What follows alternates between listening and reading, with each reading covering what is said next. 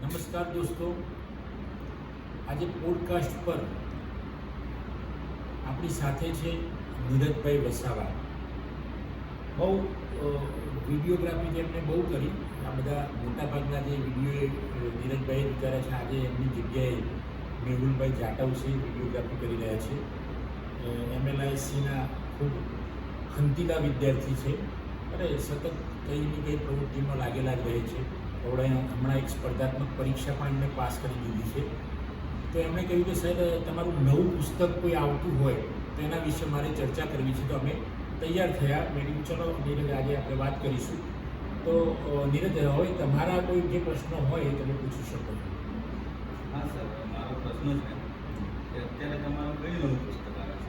અત્યારે નીરજભાઈ, મારું પુસ્તક આવે છે ગ્રંથાલય વ્યવસ્થાપન, લાઇબ્રેરી મેનેજમેન્ટ. ખૂબ સરસ પુસ્તક છે. ગ્રંથાલય મેનેજમેન્ટ વ્યવસ્થાપન એટલે લાઇબ્રેરી મેનેજમેન્ટ.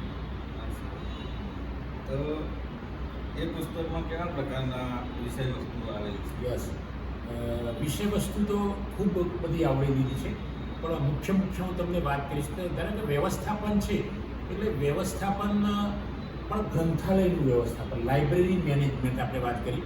તેમાં પુસ્તકની પસંદગી કેવી રીતે કરવી, એના સિદ્ધાંતો શું છે, એના નિયમો જે તે હોય, પુસ્તકની પ્રાપ્તિ કેવી રીતે કરવી, પુસ્તક બજારમાંથી ખરીદીને કેવી રીતે પ્રાપ્ત કરવું, અંદર મેળવવું, એના સંદર્ભમાં છે. પછી વેબ આધારિત ખરીદી કેવી રીતે થઈ શકે, એટલે અત્યારે તો એઆઈનો જમાનો છે, આઈનો ઉપયોગ કરીને કેવી રીતે ખરીદી થાય. ત્યારબાદ સામયિકની પ્રાપ્તિ, પિરિયોડિકલ્સ કેવી રીતે પ્રાપ્ત થઈ શકે, એની સમસ્યાઓ શું છે, એ કયા પ્રકાર છે એના પ્રાપ્ત કરવાના. તો આના વિશેની ખૂબ સરસ છણાવટ કરવામાં આવી છે. ત્યારબાદ મુક્ત પ્રવેશ અને બંધ પ્રવેશ, એટલે ઓપન એક્સેસ અને ક્લોઝ એક્સેસ. એટલે પહેલાંના જમાનામાં તમને ખબર હતી કે લોકો પુસ્તકો તારાકુંજીમાં રાખતા, એટલે કે તિજોરીમાં જ રાખતા હતા, અને એક મેઇન માણસ જે હોય અથવા તો કોઈ વિદ્વાન માણસ હોય એ જ યુઝ થઈ ગયો. પણ પછી રંગનાથન જેવા વિદ્વાનોને લાગ્યું કે નહીં ભાઈ, આ ક્લોઝ એક્સેસ સારું નથી. કારણ કે આજે તમે બધા વિદ્યાર્થીઓ બેઠા છો, એમને ક્લોઝ એક્સેસ હોય તો મજા નહીં. પછી ઓપન એક્સેસની શરૂઆત થઈ. તો આના વિશેની સરસ છણાવટ કરી છે કે જે કોર્સમાં પણ ઉપયોગી થશે અને જનરલ પબ્લિકને પણ ખબર પડશે કે ઓપન એક્સેસ અને ક્લોઝ એક્સેસ શું હતું. આગળ આપણે વાત કરીશું તો ગ્રંથ ગોઠવણી, કેવી રીતે ગોઠવણી કરી, કઈ પદ્ધતિઓ છે, તેની ઘણી બધી પદ્ધતિઓની એની અંદર છણાવટ કરી છે. કઈ પદ્ધતિથી ગ્રંથ ગોઠવણી થશે એની વાત કરી છે. ત્યારબાદ પુસ્તક આપલે સાથે અત્યારે તો જુદી જુદી મટીરિયલ પણ આવે છે, તો એની આપલે કેવી રીતે થાય એના સંદર્ભની જુદી જુદી પદ્ધતિઓ છે, કેવી રીતે એની આપલે થાય. તો ઇસ્યુ રિટર્ન જે આપણે કહીએ તો એના સંદર્ભમાં વાત કરીએ છીએ. ફર્નિચર, લાઇબ્રેરીની અંદર કેવું ફર્નિચર હોવું જોઈએ. જમાનો બદલાય, આજનો એઆઈનો યુગ છે, આજના વાચકો બદલાય છે, ઉપભોક્તા બદલાય છે, વાચકના શબ્દો બદલાયા છે. કસ્ટમર પણ કહી શકાય, અને ક્લાયન્ટ પણ કહેવાય, ઉપભોક્તા પણ કહેવાય, યુઝર પણ કહેવાય, વાચક પણ કહીએ આપણે, એ તો ચાલે જ છે. તો આ સંદર્ભમાં એમને કેવા પ્રકારનું ફર્નિચર જોઈશે, તો ફર્નિચરની સરસ કેવું ફર્નિચર હોવું જોઈએ ગ્રંથાલયમાં, આકર્ષક હોવું જોઈએ, કલર કેવો હોવો જોઈએ, કલર બાળકો માટે કેવું હોવું જોઈએ, વૃદ્ધો માટે કેવું ફર્નિચર હોવું જોઈએ, બહેનો માટે કેવું હોવું જોઈએ. તો આના જુદા જુદા પ્રકારના એની વાત કરી છે. ત્યારબાદ આપણે જઈશું તો લાઇબ્રેરીના આંકડા, એટલે ગ્રંથાલયના આંકડાઓની ક્યાં જરૂર પડે. તો આપણે બજેટ બનાવીએ તો આંકડાની જરૂર પડે છે. એના પુસ્તકો કેટલા છે તો આંકડા, વાચકો કેટલા આવે છે તો આંકડા, કર્મચારીઓ કેટલા છે તો આંકડા, કેટલું બજેટ જોઈએ છે તે આંકડા. તો આ ગ્રંથાલયની અંદર વિવિધ જગ્યાએ સ્ટેટિસ્ટિક્સનો ઉપયોગ કરવામાં આવે છે. તો સ્ટેટિસ્ટિક ક્યાં કેવા પ્રકારનો ઉપયોગ કરવામાં આવે છે એની પણ સરસ છણાવટ કરવામાં પુસ્તકમાં આવી છે નીરજભાઈ. ત્યારબાદ આપણે વાત કરીશું અંદાજપત્ર. તો અંદાજપત્રનો અર્થ, અંદાજપત્ર, જુદા જુદા પ્રકારના અંદાજપત્રો, એનું નિયંત્રણ કેવી રીતે કરવું અંદાજપત્રનું, તો એના વિશે વાત કરી છે. તો અંદાજપત્ર અમુક ચેપ્ટર એવા છે કે જે બીજો કોઈ વાંચશે તો પણ કામમાં આવશે. ત્યારબાદ આપણે વાત કરીશું આઉટસોર્સિંગ. અત્યારે જમાનો બદલાયો છે, ત્યાં માણસો કંઈ પણ અમુક કંઈક વસ્તુ, કંઈક કોન્ટ્રાક્ટ આપીને આપણે લેતા હોય છે, એટલે બહારથી સેવા લેવી, બહાર બીજા કોઈ પાર્ટીને રોકીને એમના જોડેથી સેવા લેવી, અને આઉટસોર્સિંગ કહીએ. તો આઉટસોર્સિંગ બહુ શબ્દ પ્રચલિત છે, તમને ખબર છે. ત્યારબાદ આપણે વાત કરીશું પોર્ટ અને સીપીએમ. એ તો સામાન્ય જે મેનેજમેન્ટનો વિદ્યાર્થી ભણતો હોય એને પણ કામમાં આવશે. તો એ રીતે એની બહુ સરસ બનાવટ કરી છે. ત્યારબાદ SWOT analysis, SWOT, SWOT analysis, બરાબર. Strengthen, weakness, opportunity, threat. તો આની બહુ સરસ ઉદાહરણો સહિત રજૂ કરવામાં આવેલું છે આ પુસ્તકની અંદર. અને ત્યારબાદ આપણે વાત કરીશું time and motion, time and motion. તો એની પણ એકદમ ટૂંકમાં પણ વિદ્યાર્થી સમજી શકે એવી રજૂઆત આ પુસ્તકની અંદર કરવામાં આવી છે.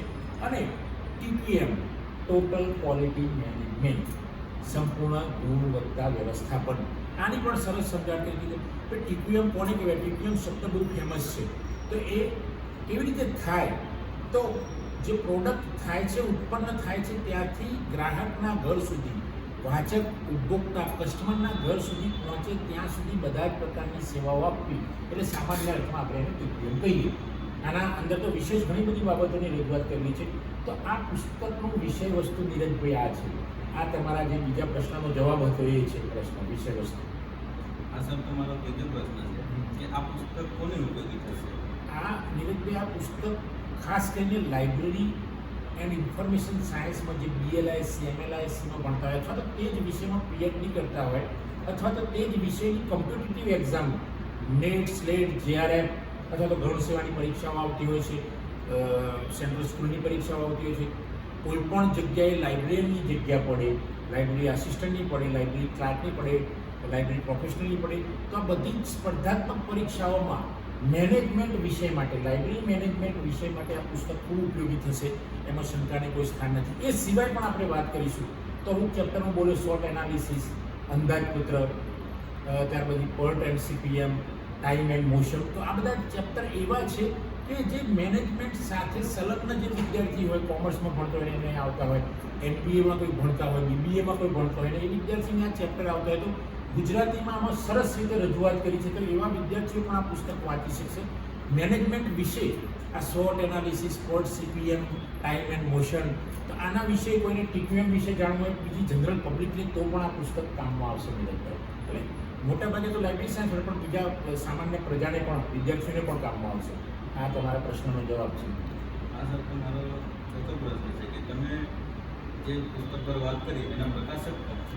એના પ્રકાશક છે અમદાવાદના છે, રિલાયબલ પબ્લિશર્સ છે. બહુ સરસ ઘણા પુસ્તકો મારા પબ્લિશ કર્યા છે એમના, અને એ પુસ્તકો પણ સરસ રીતે પબ્લિશ કરે છે અને વાચક સુધી પહોંચાડવાનો પણ પ્રયત્ન કરે છે રિલાયબલ પબ્લિશર.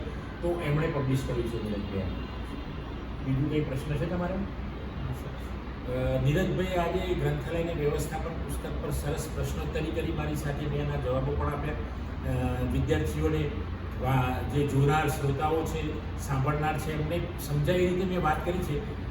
મિત્રો, જો આપ ગ્રંથાલયને વ્યવસ્થાપન પુસ્તક વાંચશો તો આપણને ગ્રંથાલય વિશેની ઘણી માહિતી મળી રહેશે. ગ્રંથાલય વ્યવસ્થાપન કેવી રીતે કરવું, એની કોમ્પિટિટિવ એક્ઝામ આપવી અથવા તો ભણવામાં પણ કેવી રીતે આ પુસ્તકનો ઉપયોગ લેવો, લાઇબ્રેરિયન વાંચશે, પ્રોફેશનલ વાંચશે, વિદ્યાર્થી વાંચશે તો પણ એને ખૂબ ઉપયોગી નીવડશે એવી મને વિશ્વાસ છે.